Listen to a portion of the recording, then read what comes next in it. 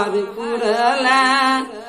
टुनी दा के बोरेलन टेमी दागल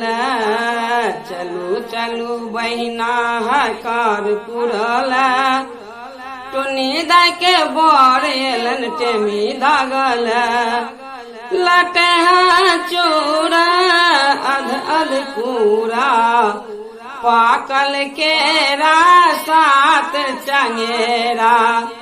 लटहा चूरा आधा आधा पूरा पाकल केरा सात चंगेरा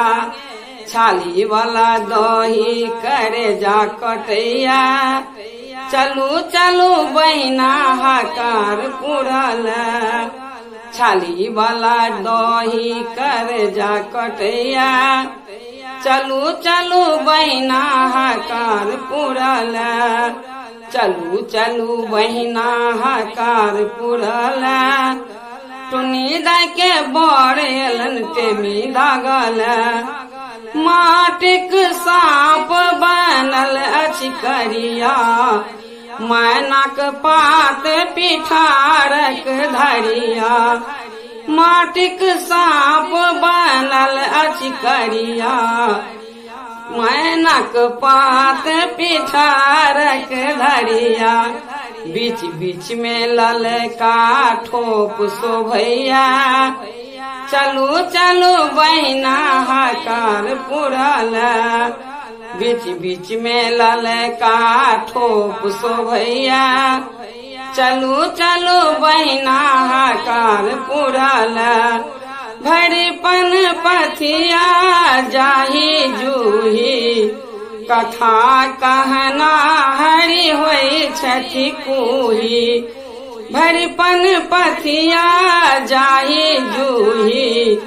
कथा कहना हरि होई छठी कूही दही के मटकुरी बड़ा छोट एलैया चलू चलू बहिना हकार पुरल चलू चलू बहिना हकार पुरल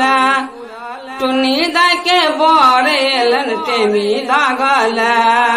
चलू चलू बहिना हकार पुरल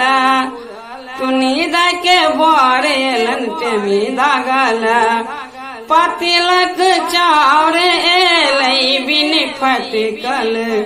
कन्या में के घोघना लटकल पतिलक चाउर एलै बिन फटकल कन्या में के घोघना लटकल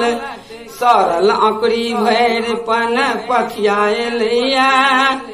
चलू चलू बहिना हकार पुरल सरल अकड़ी भैरपन पथिया एलैया चलू चलू बहिना हकार पुरल चलू चलू बहिना हकार पुरल टुनी दा के बोरेलन टेमी देवल धिया पुताल गंजी जंघिया विध कौड़ी ले साड़ी तीन परिया धिया पुताल गंजी जंघिया विध कौड़ी ले साड़ी तीन परिया टुनी धल ललका पटोरे लिया चलू चलू बहिना हकार पुरल टुनी धल ललका पटोरे लिया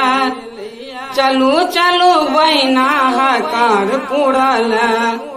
चलू चलू बहिना हकार पुरल टुनी दा के बोरेल टेमी दागल टुनी दा के बोरेलन टेमी दागल।